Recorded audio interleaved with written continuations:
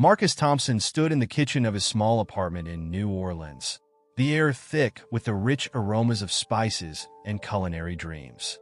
The sun was just beginning to rise, casting a warm glow over the countertops cluttered with fresh ingredients. Vibrant bell peppers, fragrant herbs, and succulent cuts of meat. Today was the day he would compete in the prestigious Culinary Stars competition. Marcus felt a mix of excitement and nervous energy coursing through him as he meticulously prepped his signature dish, a modern twist on gumbo that fused tradition with innovation. He glanced at the clock, his heart racing.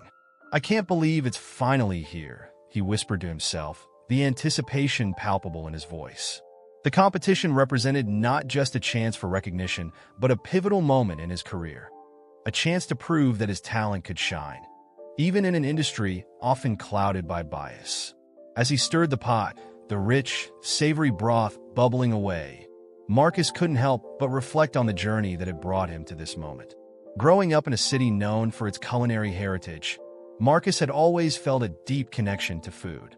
His grandmother, a seasoned cook, had instilled in him a love for Southern cuisine and the stories it told.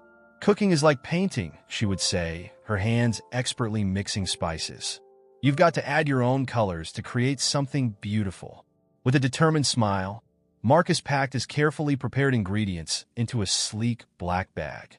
He imagined the judges' faces as they tasted his dish, the surprise and admiration that would follow, and the applause he hoped would echo in the grand hall. Today, he would finally have his moment. Arriving at the competition venue, Marcus was greeted by a sea of bustling chefs, each ready to showcase their culinary prowess. The atmosphere was electric, and the air buzzed with the clattering of pots and pans.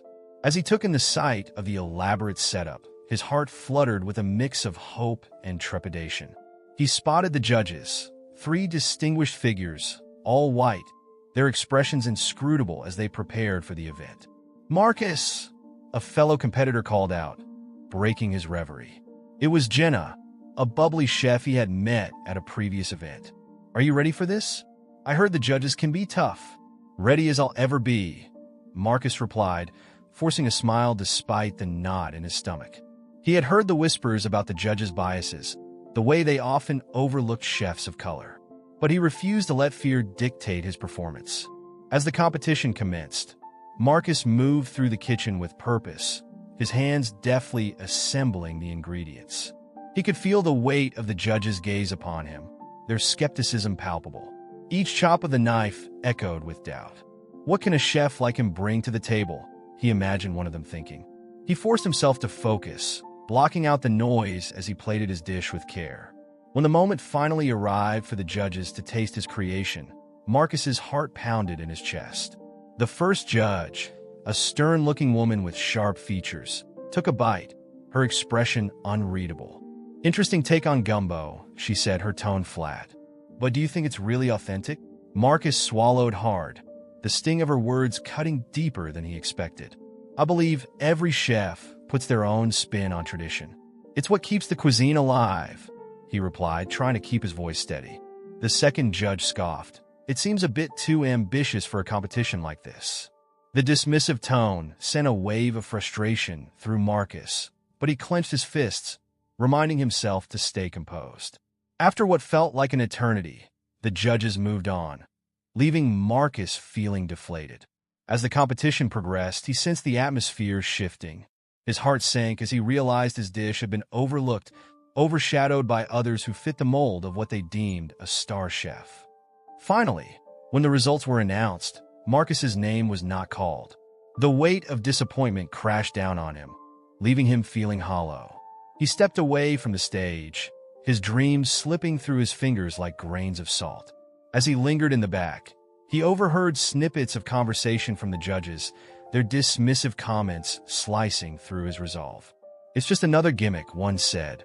"He doesn't have the experience we're looking for." Marcus felt a surge of anger and determination rise within him. He turned away, the sting of their words fueling a fire deep inside. "I will show them," he whispered to himself, his voice steady and resolute. The culinary world may have turned its back on him today, but he would rise from the ashes of this defeat. In that moment, Marcus vowed to carve his own path, to create a space where his talent could truly shine, and to prove that he belonged. Marcus Thompson stood in the dimly lit back room of what would soon become Soul Flavor, his heart racing with anticipation and nervous energy. The scent of fresh herbs and spices lingered in the air as he meticulously arranged the ingredients on the stainless steel countertops. "This is it," he whispered to himself, determination etched on his face. He envisioned a restaurant that would not only showcase his culinary skills, but also celebrate the rich tapestry of Southern cuisine. However, the path to opening his restaurant was fraught with challenges. Securing funding had proven to be an exhausting battle. Despite his undeniable talent, Marcus faced skepticism and outright rejection from potential investors who couldn't see past their biases. "I'm sorry, Marcus," one investor had said, shaking his head with a patronizing smile. "Southern cuisine is niche. It just doesn't have the broad appeal we're looking for." Frustrated but undeterred, Marcus found solace in his culinary creations. He spent hours in his small kitchen, experimenting with flavors and perfecting recipes that had been passed down through generations. It was during one of these culinary sessions that Lisa, a fellow chef and an old friend, reached out. "Marcus, I've been hearing about your plans for Soul Flavor," Lisa said over the phone, her voice warm and encouraging. "I want to help you get it off the ground. Let's meet up." When they finally met, Lisa exuded an infectious passion for food that sparked a glimmer of hope within Marcus. "I believe in your vision," she said, her eyes shining with enthusiasm. "Let's make this happen." With her financial backing and mentorship, Marcus felt a newfound sense of purpose. The grand opening night arrived, and the restaurant buzzed with energy. Marcus had poured his heart and soul into every dish, hoping to make a lasting impression on the guests. As he stepped into the dining area, he could hear the clinking of glasses and the hum of conversations. The walls were adorned with vibrant artwork celebrating African American culture, and the air was filled with the scent of gumbo simmering on the stove. "Marcus, the first table is ready for their appetizer," Lisa called out, her voice cutting through the noise. He nodded, adjusting his apron. "Let's start with the fried green tomatoes and shrimp remoulade. They'll love it." As he delivered the plates to the first table, a mix of excitement and anxiety coursed through him. "Here you go. Fried green tomatoes, just like my grandmother used to make," he said, beaming with pride. The guests took their first bites, and their faces lit up with delight. "This is incredible," one woman exclaimed, her eyes wide. "The flavors are so rich." But as the night progressed, Marcus couldn't shake the feeling of anxiety that gnawed at him. He was all too aware of the biases that had plagued him before. After a week of buzz and excitement, he awaited the first reviews with bated breath. The local food critics arrived, and their mixed reviews began to trickle in. "While the food has potential," one reviewer wrote, "it lacks the refinement we expect from a fine dining establishment." Marcus's heart sank. He could hear the echoes of the judges' dismissive comments from the competition all over again.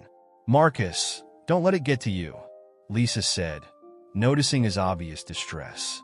"Every great restaurant has its ups and downs. You just need to keep pushing forward." "I know, but it feels like I'm fighting the same fight all over again," he replied, frustration lacing his tone. "Will they ever see me for who I am, rather than what they expect me to be?" "Your food speaks for itself," Lisa reassured him, placing a supportive hand on his shoulder. "Just keep cooking from the heart. That's what matters." Despite her encouragement, Marcus couldn't shake the weight of the reviews. He had poured everything he had into Soul Flavor, and the thought of being judged solely based on his race and not his talent felt like a heavy burden. As the weeks passed, he decided he wouldn't let the criticism deter him. He would continue to refine his dishes and push the culinary boundaries that defined his restaurant. This was not just about food. It was about creating a space where every flavor, every story, and every culture was embraced and celebrated. "Marcus, let's invite the community to come and taste what we're creating here," Lisa suggested one day, her eyes sparkling with an idea. A tasting event could bring in new customers and generate more positive buzz. "That's a wonderful idea, Lisa," Marcus replied, a spark igniting within him. "Let's do it. Let's show them what Soul Flavor is really about." With renewed determination, Marcus set to work, knowing that the journey ahead was not without its challenges, but confident that every dish he created was a step towards breaking down the barriers he faced in the culinary world. As the sun dipped below the horizon, casting a warm, golden glow over Soul Flavor, the restaurant buzzed with energy. The aroma of fried catfish and collard greens wafted through the air, mingling with the sound of laughter and conversation. Marcus Thompson stood in the kitchen, a mixture of excitement and nerves coursing through him. He had worked tirelessly to establish his restaurant, and now a diverse clientele was beginning to fill the seats, drawn in by word of mouth and the growing social media buzz. "Marcus, you gotta come see this," Lisa, his investor and fellow chef, called out from the dining area. He wiped his hands on his apron and stepped out from behind the stainless steel counter. Curiosity piqued. In the dining room, a group of patrons animatedly discussed their meals, each plate a vibrant representation of Southern cuisine. "I've never tasted anything like this before," one of the diners exclaimed, her eyes wide with delight. "The flavors just explode in your mouth. That's the magic of Soul Flavor," Lisa said, beaming with pride as she gestured to the bustling restaurant. "You've created something special here, Marcus." As the evening progressed, a familiar face appeared at the entrance. Jonathan Reed, the renowned food critic known for his discerning palate and sharp pen, walked in, his expression unreadable. Marcus felt a flutter of anxiety in his stomach. This could be a turning point for Soul Flavor. He approached Jonathan with confidence, ready to showcase his culinary skills. "Welcome to Soul Flavor, Mr. Reed," Marcus greeted, extending his hand. "I hope you're hungry." "Always," Jonathan replied, shaking Marcus's hand. "I've heard a lot about your cooking. I'm looking forward to trying your special tasting menu." Marcus nodded, feeling a rush of determination. He led Jonathan to a cozy table, where he presented a carefully curated menu that highlighted his signature dishes. "Tonight, I want to take you on a journey through my roots," Marcus said, his voice steady. "Each dish tells a story." As the evening unfolded, Marcus moved gracefully between the kitchen and the dining area, ensuring each plate was perfect. He served Jonathan a soul food-inspired twist on classic dishes, including a gumbo enriched with smoked sausage and shrimp, and a decadent bread pudding drizzled with a bourbon caramel sauce. Jonathan took his first bite of the gumbo, his expression shifting from neutral to pleasantly surprised. "This is phenomenal," he remarked, savoring the flavors. "The depth is incredible. You've really captured the essence of New Orleans." "Thank you. That means a lot coming from you," Marcus replied, a sense of pride swelling in his chest. He continued to serve course after course, pouring his heart into each creation. As the night came to a close, Jonathan leaned back in his chair, visibly impressed. "Marcus, I have to say, your food tells a story that's rich and authentic. I'll be writing a glowing review," he declared, his tone sincere. "You deserve every bit of recognition." Marcus felt a wave of relief wash over him. "I really appreciate that, Mr. Reed. It's been a long journey to get here, and I'm just trying to share my culture through my cooking." However, as soon as the excitement from Jonathan's visit faded, Marcus found himself grappling with an unsettling reality. Despite the restaurant's success and the positive buzz, he began to receive anonymous hate messages through social media. Each notification felt like a dagger to his heart, reminding him of the prejudice he had tried so hard to escape. "You're not a real chef," one message read. "Just a gimmick trying to cash in on the culture." Marcus sat at the bar of the restaurant, staring at his phone, the words gnawing at him. Lisa approached, sensing his distress. "Hey, what's wrong?" she asked gently, placing a hand on his shoulder. He sighed, showing her the messages. "I thought I could leave all of this behind, just focus on the food. But it seems like no matter how far I go, the shadows of prejudice follow me." Lisa's expression turned serious. "Marcus, you've worked too hard to let this bring you down. You're changing the narrative, and that terrifies those who want to keep things the same. Don't let their hate dim your light." He looked into her eyes, searching for reassurance. "I just want my food to be celebrated for what it is, my passion, my culture." "And it will be," Lisa affirmed. "You're already inspiring So many people with soul flavor. Don't let a few voices drown out the praise you deserve. Marcus took a deep breath, letting her words sink in. You're right. I can't let them win. I'll continue to pour my heart into this restaurant and prove that my cooking is as legitimate as anyone else's. As the night wore on, he resolved to stay resilient, focusing on his passion for cooking and the community he was building. No amount of hate could overshadow the joy he felt in sharing his heritage through food. Marcus stood in the kitchen of soul flavor, the aroma of spices wafting through the air, mingling with the sounds of laughter and chatter from the community cooking class unfolding in the dining area. The class had become a vibrant hub for locals, each participant eager to learn about the art of Southern cooking and the rich cultural heritage behind each dish. Marcus felt a surge of pride as he watched people of all backgrounds come together over shared meals, bonding through the flavors he had poured his heart into. All right, everyone, let's gather around, Marcus called, clapping his hands to grab their attention. The bustling noise subsided as eager eyes turned toward him. Today, we're going to learn how to make the perfect gumbo, one that's packed with flavor and tradition. As he demonstrated each step, from sautéing the vegetables to adding the spices, the participants followed suit, their enthusiasm infectious. He shared stories of his childhood in New Orleans, where cooking was a family affair and the kitchen was a sacred space. Laughter erupted as he recounted the time his grandmother's gumbo turned into a mini explosion when he accidentally added too much cayenne pepper. Remember, he said, grinning, cooking is all about experimenting. If it goes wrong, just call it fusion cuisine. The room erupted in laughter again, breaking down barriers and creating a sense of camaraderie. Among the participants was Jamal, a bright-eyed teenager with a passion for cooking that reminded Marcus of his younger self. During a break, Jamal approached Marcus, his hands fidgeting nervously. Chef Marcus, do you really think I could be a chef one day? He asked, his voice barely above a whisper. Absolutely, Jamal, Marcus replied, kneeling to meet the boy's gaze. I see so much potential in you. You've got the passion, and that's the first step. What do you dream of cooking? I want to create dishes that tell stories, like you do, Jamal said, his eyes lighting up. I want to show people that cooking is about more than just food.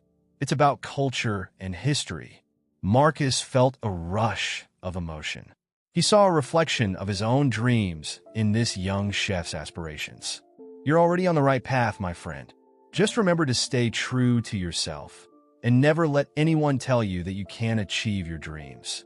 Jamal beamed, a newfound determination sparkling in his eyes. Thank you, chef. I won't forget that. As the class continued, Marcus felt a sense of fulfillment wash over him. The restaurant was not just a business. It was a community. People were not just patrons. They were part of a movement to celebrate and preserve Southern culinary traditions. Word of mouth spread, and soon more people began signing up for the classes, eager to learn from the chef who had risen from the ashes of discrimination. A few weeks later, Marcus received an unexpected invitation in the mail. He opened it cautiously, his heart racing as he read the words. We would be honored to have you as a guest judge on the upcoming season of Culinary Stars. His initial excitement was quickly shadowed by apprehension. The same judges who had dismissed him during his previous appearance would be present.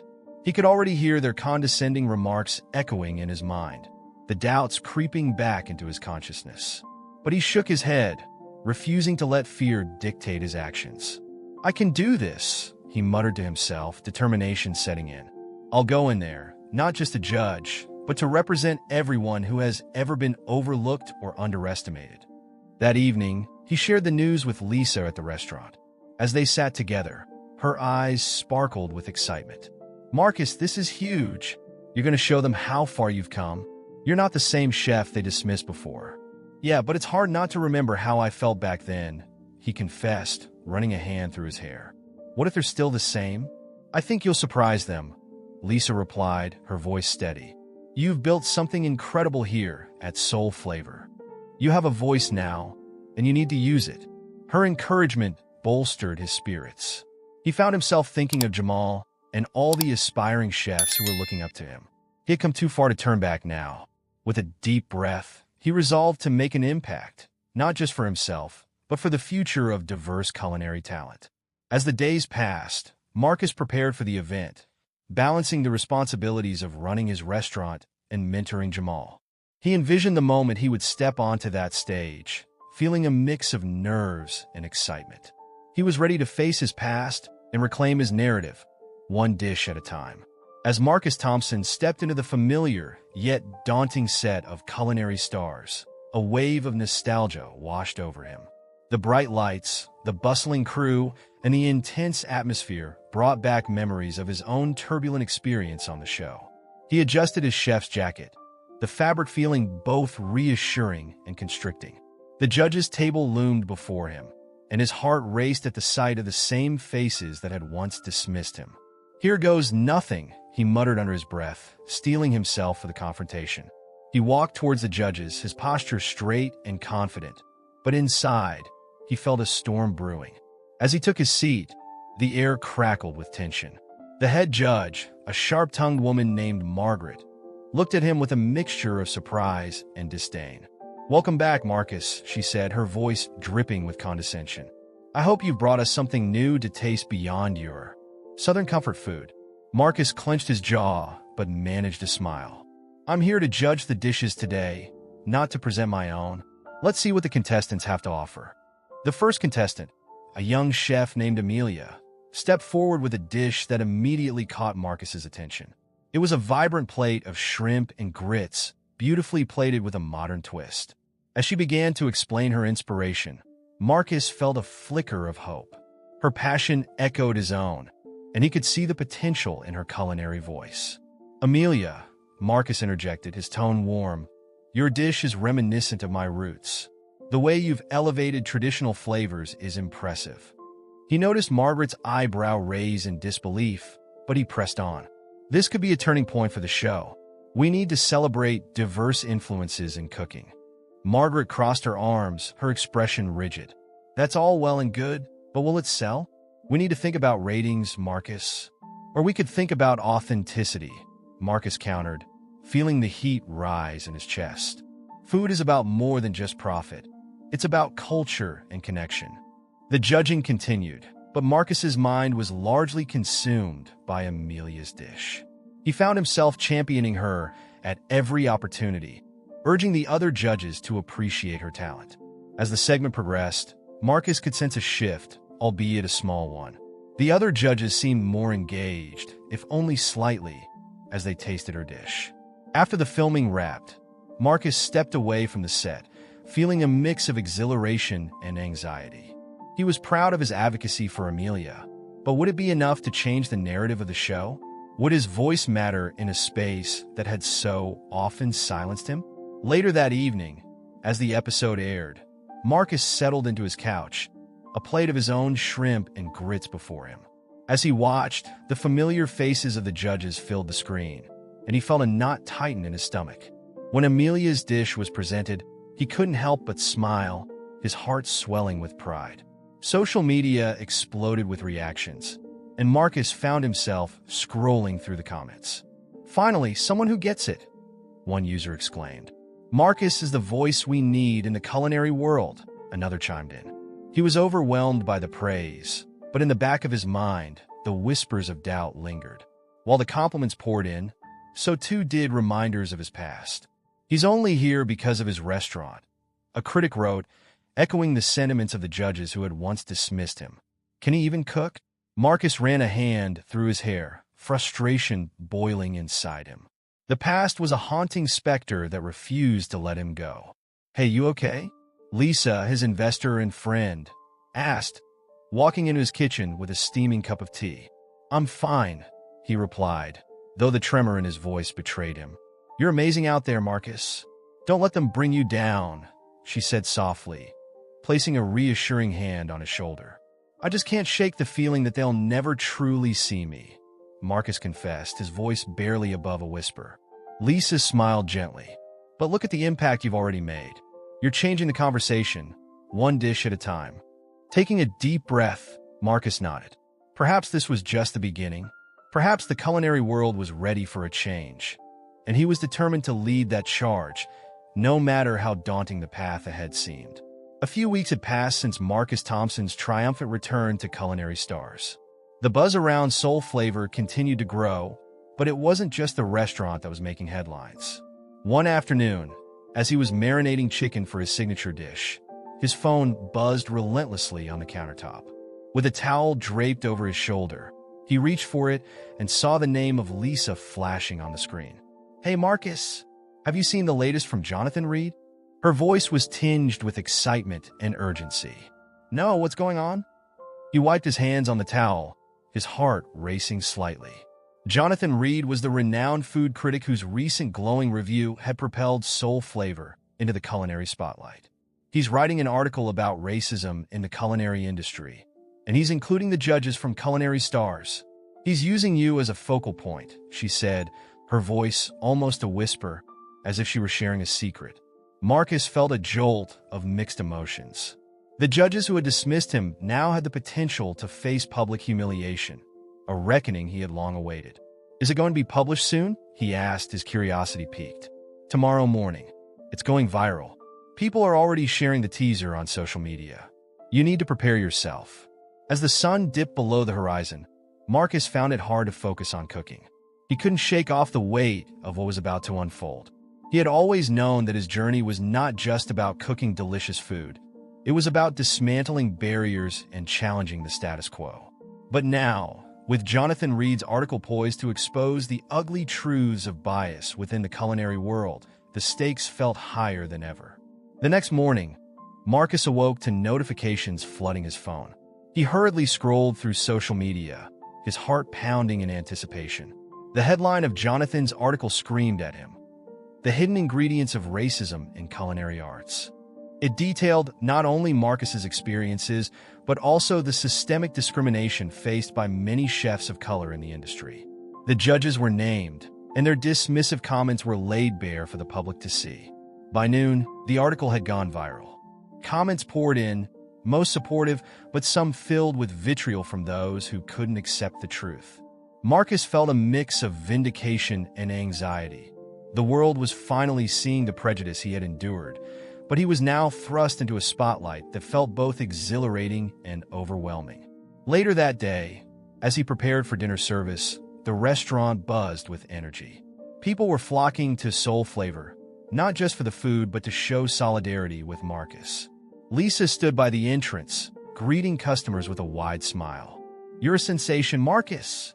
Look at this!" she exclaimed, holding up her phone, which displayed a tweet from a popular chef praising Marcus's resilience. Just then, the door swung open, and a group of food bloggers entered, their eyes sparkling with excitement. "Is this the place?" the chef who stood up to the judges? One of them asked, visibly thrilled.